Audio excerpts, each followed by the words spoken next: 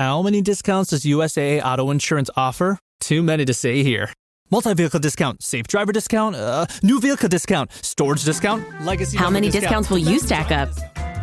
Visit USAA.com/auto discounts. Restrictions apply.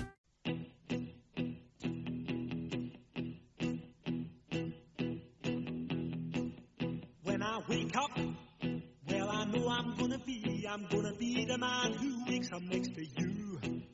When I go out, yeah, I know I'm gonna be the man who goes along with you. If I get drunk, well, I know I'm gonna be.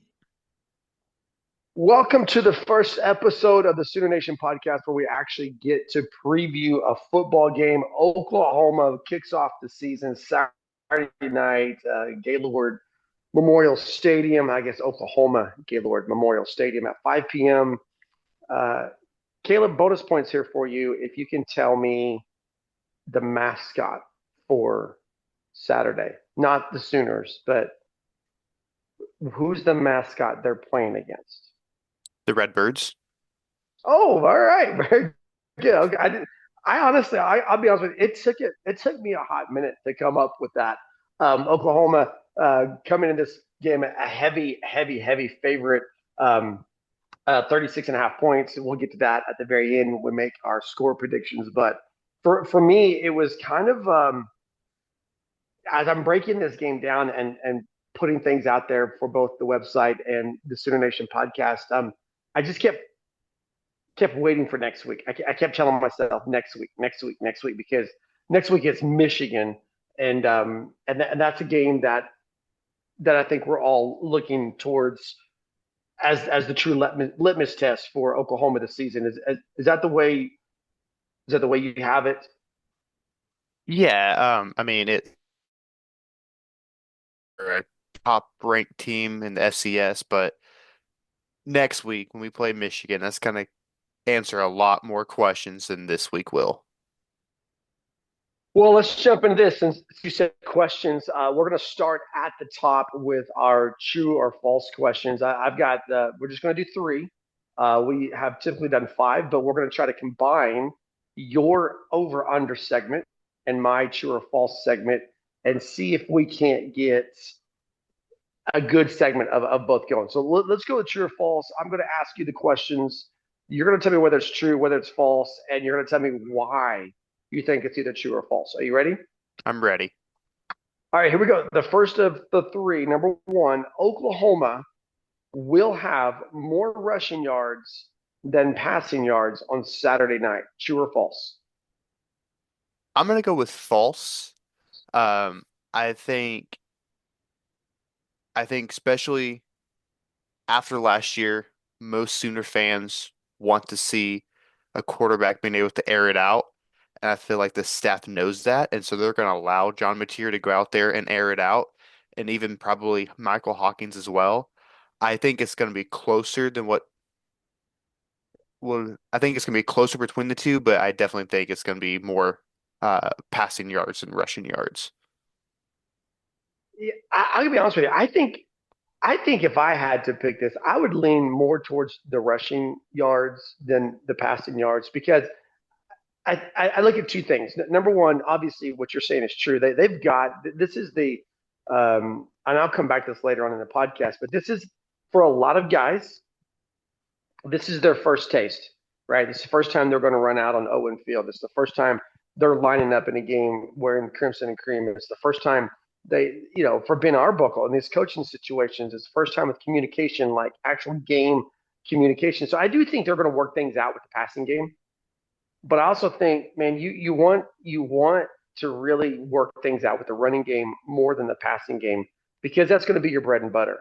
And I think once this game gets out of control midway through the third quarter, if not before, you're just going to see a lot of working on offensive line formations, working on guys coming in and out, how that rotation is going to look. And I just think that's going to equate to a lot more rushing attempts than passing attempts. And I expect both phases of the offense to have success.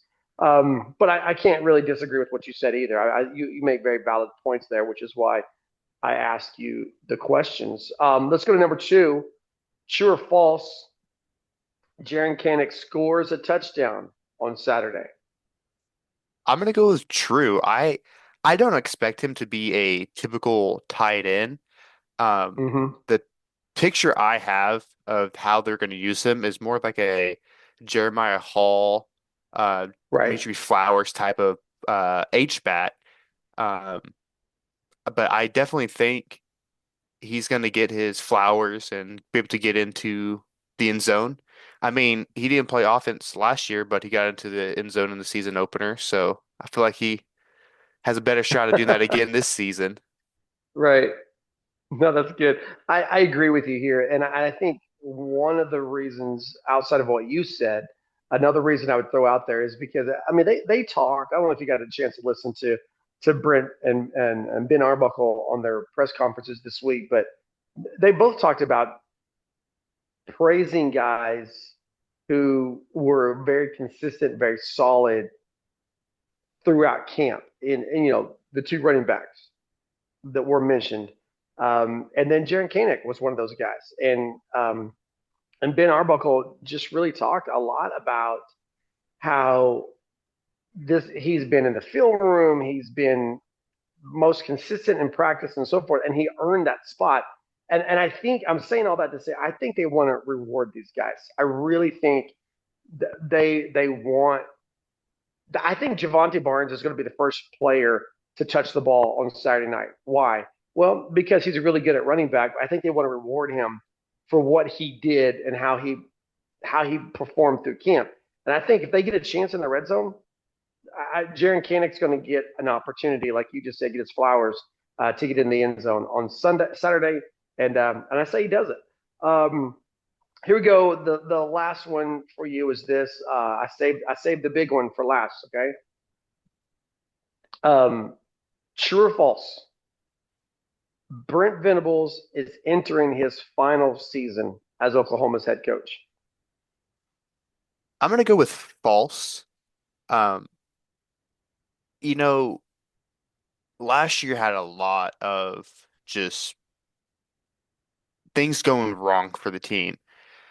I look at the offensive line. At one point, we had the starting center, and then the guy behind him was a walk-on freshman because of injury. You had the receivers, I mean, the top six guys not really even touched the field because of injuries. Even that running back room was plagued with injuries.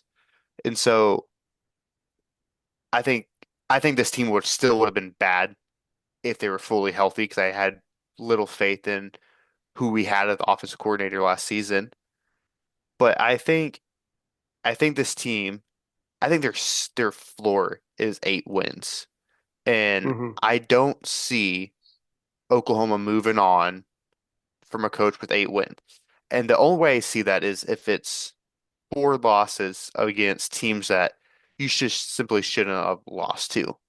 Like if you come out and you drop one against Temple in a couple of weeks, or if you drop one against Missouri, then I can start seeing, okay, 8-4, yeah, moving on from Burton Venables. But if you go out and you drop those 4 games against LSU, Alabama, South Carolina, Texas, I feel like that's a little more reasonable and understandable. Mm-hmm. Do you think this is just kind of a bonus part of the question, I guess? Do you think when you look at this schedule, obviously that Michigan game in week two is massive. But if the Sooners are able to win that game, which I think they will, I think they'll be favored, and I think they'll win that game. They go in my opinion, they go into the Cotton Bowl number 5-0. You know, probably a top 15 team at worst. Does that squelch the critics of Brent Venables at all, or is it still going to be, show me more in conference play? Don't just show me Auburn and then four other guys. I mean, tell me what point will the critics kind of back away? Well, what do they need to see success wise throughout the season where they start to tone down a little bit? I think even if they go into the Cotton Bowl 5-0, there's still going to be critics, mainly because Brent Venables hasn't really won a big game at Oklahoma. Mm-hmm. You can look at the Texas game 2 years ago. yeah, that was a big win, but later down the road, when you're at Kansas, at Oklahoma State, in the driver's seat for the Big 12 championship, in the driver's seat for the college football playoff appearance, lost. I get Hmm. last year they beat Alabama. You can consider that a big Right. win, but that was more of a hey, we're playing for bowl eligibility. And so I But doesn't think that make it even that? Doesn't that make it that they had to win that game? Doesn't that make it a big game? I mean, it's y Alabama, so you y got the A on yes, the side of the helmet, and if you don't win that game, you're not going bowling. I guess so, but then the next two games were just as bad as the rest of the season. The LSU game Right. was No, I get it. horrendous. The I get it. Navy game was horrendous. And again, I think I think if you go into the Cotton Bowl 5-0, you will 100%, we will definitely be a top 10 team, if not a top 5 team in the country.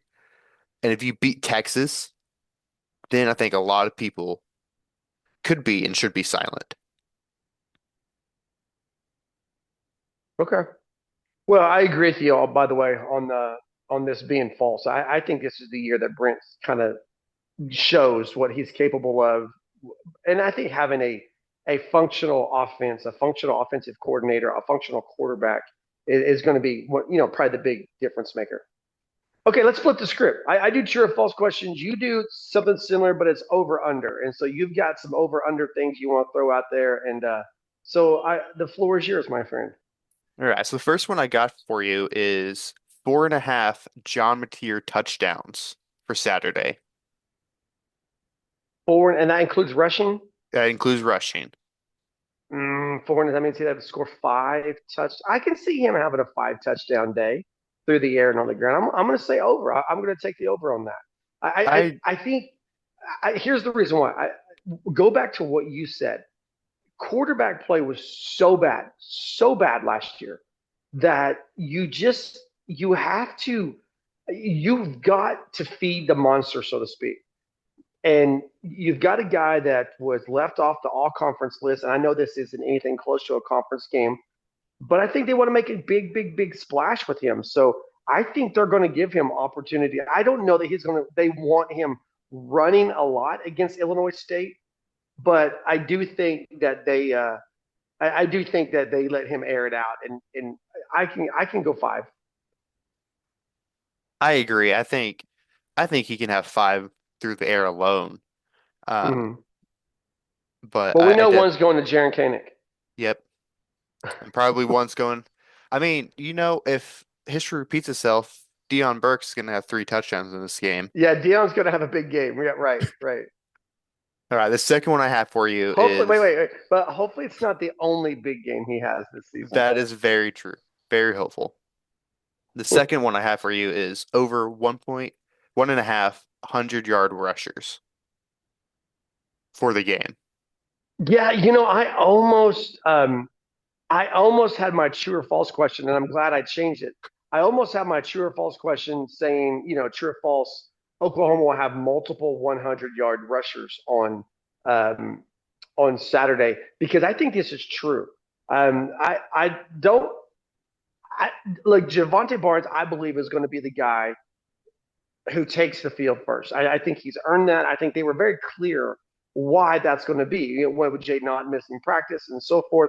But this stable of backs is so deep that I think you're going to have four guys get 10 plus carries, 8 plus carries. I mean, let me tone that down just a little bit. I think you have four guys get 8 plus carries.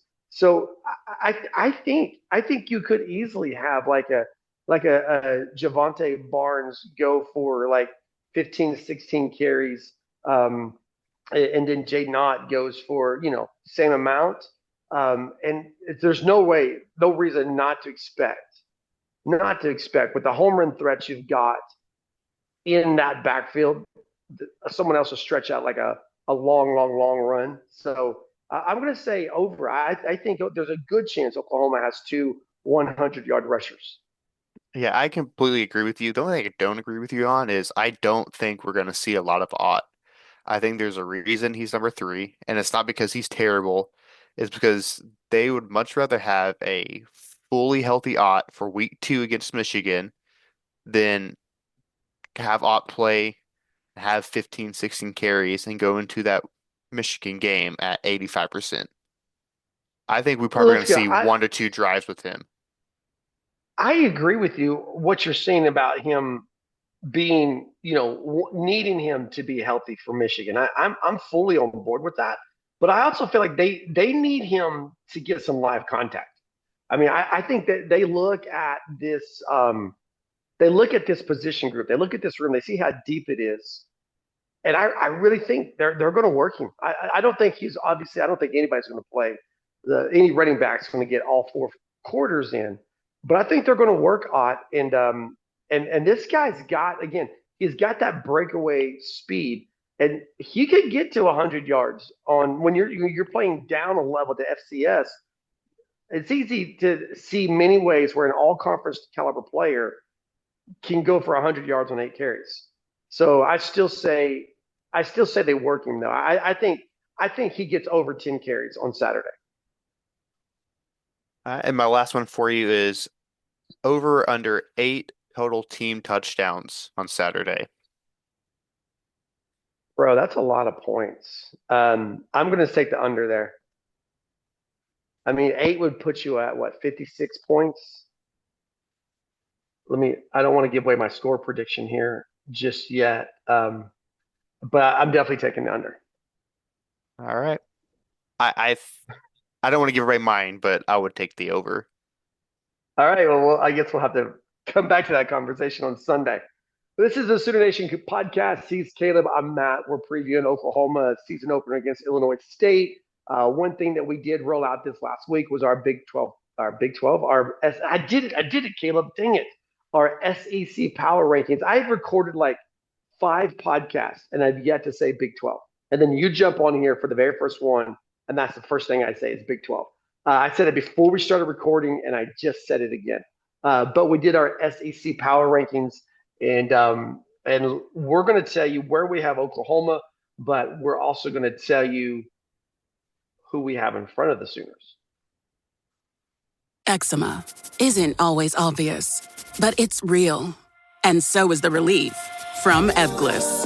After an initial dosing phase, about 4 in 10 people taking Ebglyss achieved itch relief and clear or almost clear skin at 16 weeks. And most of those people maintain skin that's still more clear at 1 year with monthly dosing. Ebglyss, lebrikizumab LBKZ, a 250 milligram per 2 milliliter injection, is a prescription medicine used to treat adults and children 12 years of age and older who weigh at least 88 pounds or 40 kilograms with moderate to severe eczema, also called atopic dermatitis, that is not well controlled with prescription therapies used on the skin or topicals, or who cannot use topical therapies. Ebglyss can be used with or without topical corticosteroids. Don't use if you're allergic to Ebglyss. Allergic reactions can occur that can be severe. Eye problems can occur. Tell your doctor if you have new or worsening eye problems. You should not receive a live vaccine when treated with Ebglyss. Before starting Ebglyss, tell your doctor if you have a parasitic infection. Searching for real relief? Ask your doctor about Ebglyss and visit ebglyss.lilly.com or call 1-800-LILY-RX or 1-800-545-5979.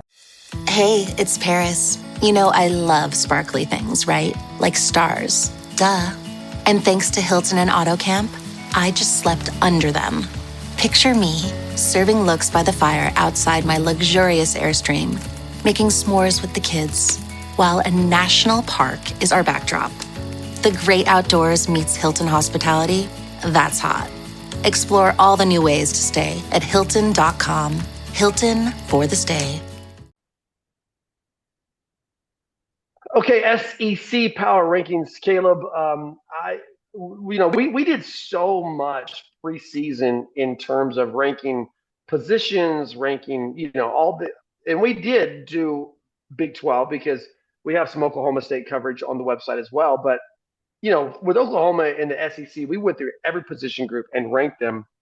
And then we came back and we gave our initial set, the season opener position rankings. Let's start with this. Where did you have Oklahoma in your your initial SEC power rankings? I had them at number 8, and it was a struggle for me to put them so low because I do think this Oklahoma team is gonna be much better than that. But until I see it, I couldn't really put them above 8. So that's kind of where I have have them at right now. Hmm. No, I'm with you on that, and I also have them at number 8. And I think for all of not all of Sooner Nation, but for the majority of Sooner Nation, we're very much going into this with a prove it to me mentality. And so while you think they're way better than number 8, you don't want to go out there and put them at number 4, number 5, whatever.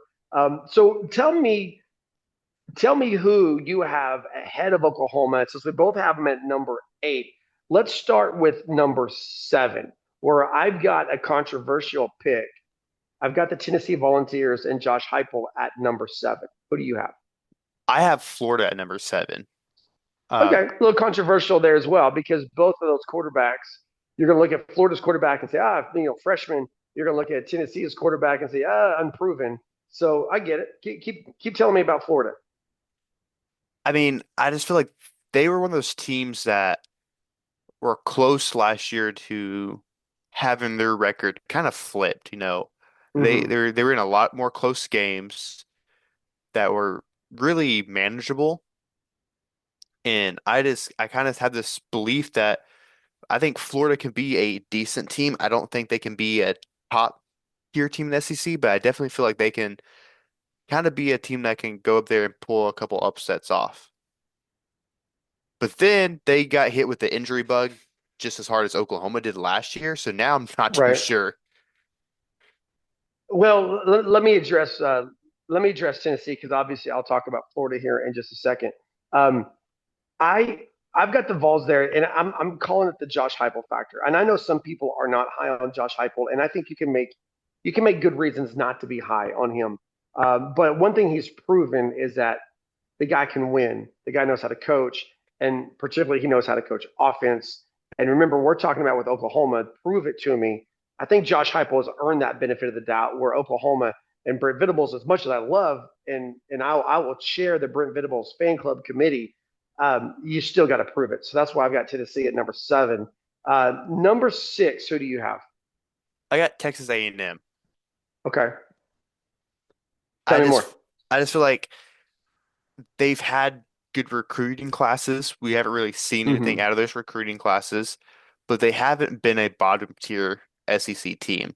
And so I Right. feel like they're a middle of the pack SEC team for me. And so I felt that's kind of where that sixth spot lied for them is I feel like it's a good spot to where it's not, I don't think that they're going to be something special. I don't think they're going to be terrible.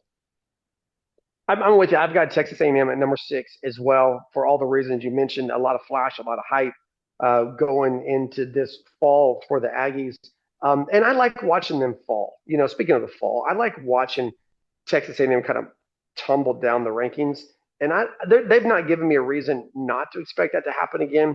But I do like their depth, and I like they had more momentum than Oklahoma did, and therefore I don't have a problem ranking them at number 6.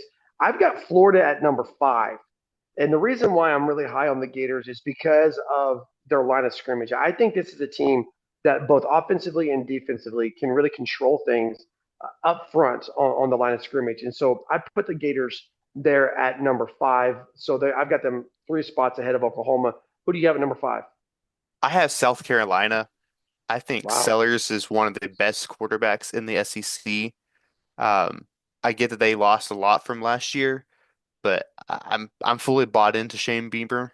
I think he's kind of turning this program into something special in the SEC, and I think they're going to continue to climb that ladder and being a team that, they were that 9-3 team, one of those teams that got left out of the playoffs last year. I definitely think that they can be in control to be in the playoffs this year. I I'm not it's funny is because Lenora Sellers is the first quarterback we've mentioned that legitimately I believe could be in the conversation to be a better quarterback than John Mateer in the conversation. I'm not saying he is, but I think that's the first guy we can say legitimately belongs in that conversation.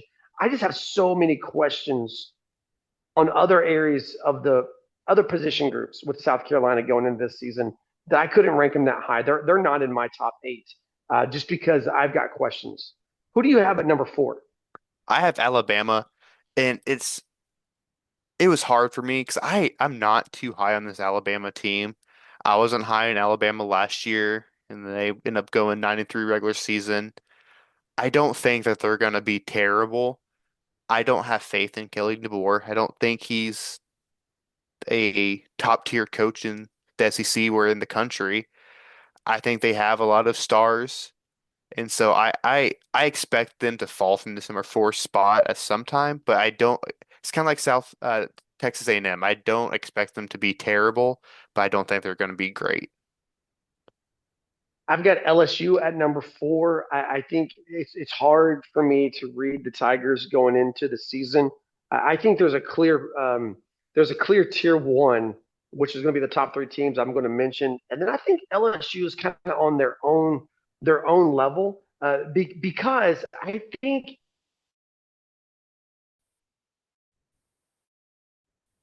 in that top tier, but they could also drop down into the middle of the pack really easy. And I think, we talk about coaches on the hot seat. I don't know that we've spent enough time talking about Brian Kelly and what a big year this is for him down in Baton Rouge.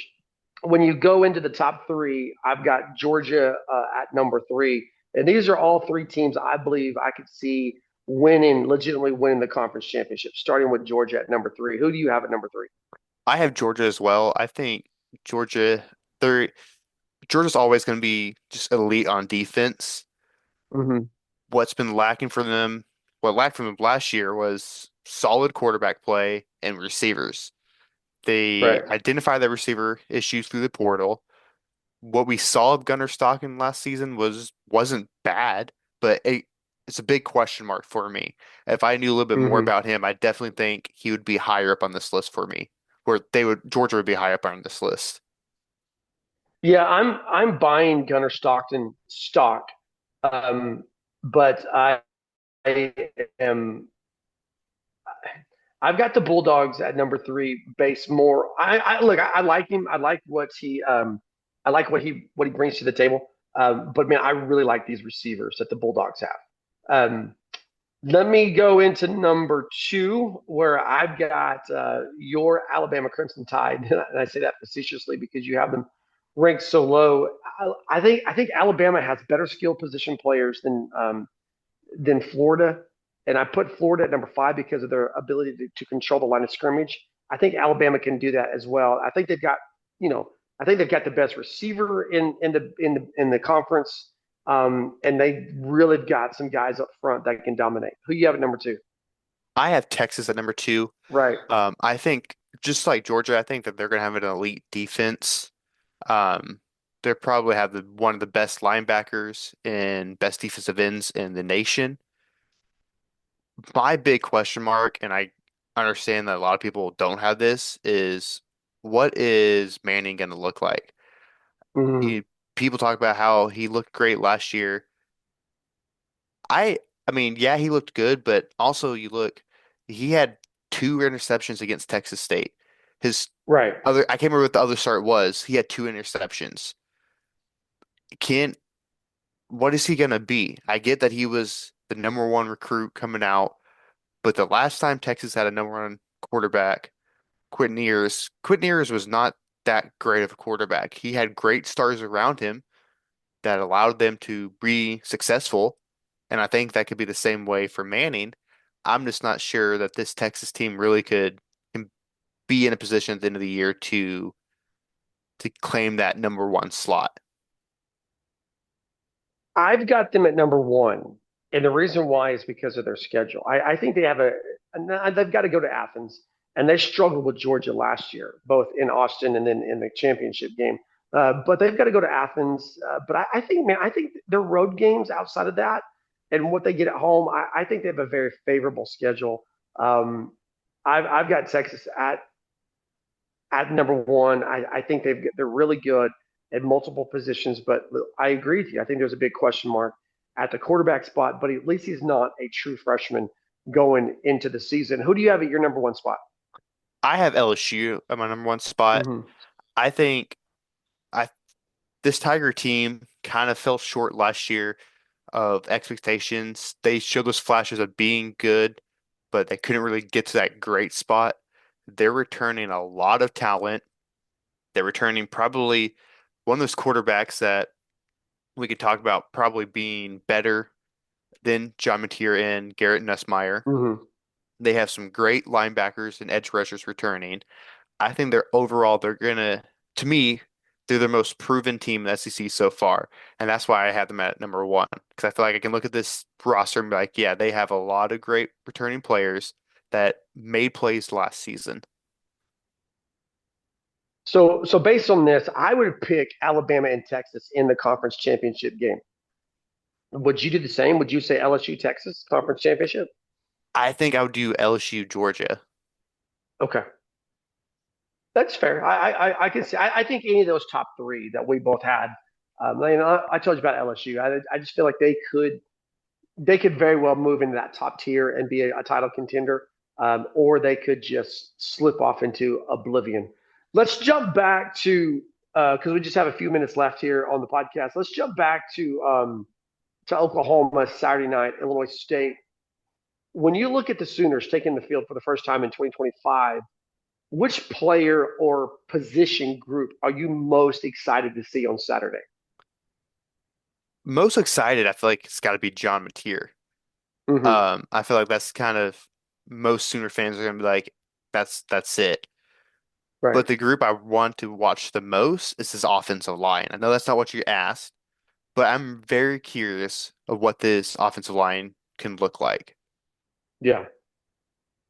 I'm with you on John Mateer. And I mean, I can see exactly what you're saying with the offensive line because they've got to be better, and there's so many oars on that depth chart that we didn't have time to really get into that part of the conversation. But you know, I mean, it's got to be John Mateer for me. The quarterback play was so bad, so bad last year, and I know guys like you really put more of that on the shoulders of Seth Luttrell. And Seth Luttrell was a terrible hire, all right, and that's the biggest mistake Brent Venables has made since he arrived in Norman. But you got a terrible offensive coordinator with a terrible quarterback, and that was a nightmare of a marriage. And so I just want to see. I want to see. I want to see confidence. I want to see poise. I want to see the guy control the huddle, and I want to see him protect the football. And those are all things I want to see from John Mateer on Saturday because I think that's probably where Oklahoma fans are going to have the biggest improvement, visual improvement from 24 to 25. It's going to be there at the signal caller position. Finish the statement for me, Caleb. I will be satisfied with this game on Saturday evening if If the offense looks cohesive, you go back to the Temple game okay, last year. I think it was what 52-3, something like that. The right, offense still did not look like they knew what they were doing. Even in a exactly, blowout yep, win, it still looked like, what is happening? I mean, come out Saturday, dominate as we should, but dominate looking good. right. No, I'm with you on that. I had actually, if they play, I actually have if they escape injury free as my thing. I'll be happy if they. I don't think this game's ever in jeopardy for Oklahoma. I think when you look at the number of new players, particularly on the offensive side of the ball, it's easy to see some sloppy play, maybe some pre-snap penalties, which are always frustrating to me. Maybe some miscommunication, that kind of stuff. But man, they're going to win the game. But can they win the game, be healthy for Michigan in week 2? And so if they come out of this game going, yeah, we got to clean this up and clean that up, well, that's expected. But man, if you come out of this game going, we lost Jalil Farouk for the rest of the season off of biggest play of the game, but he's gone.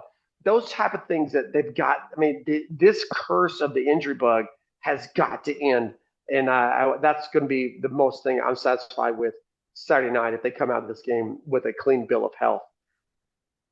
We got 2 minutes left, man. Let's jump in here and let's talk about the game itself in terms of some score predictions here.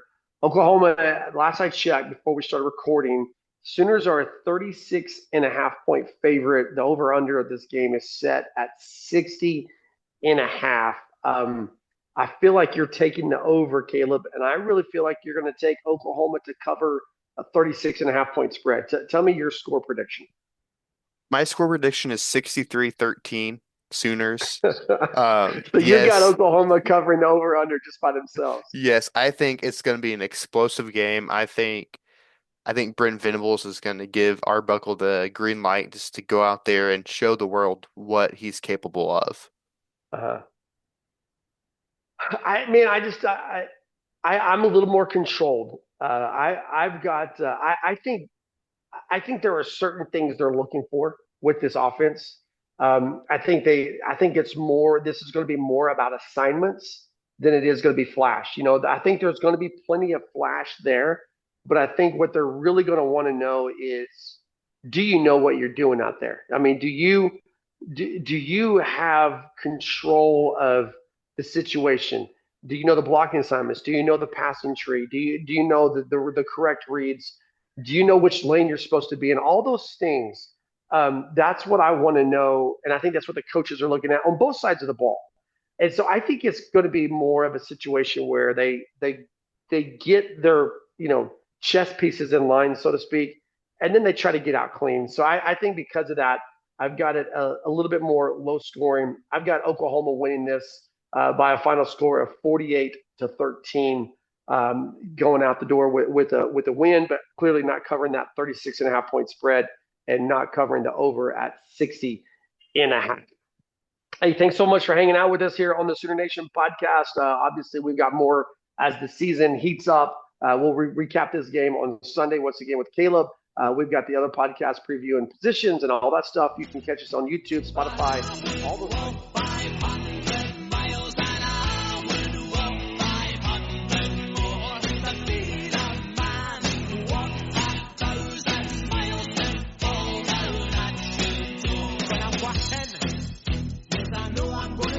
I'm gonna be the man who's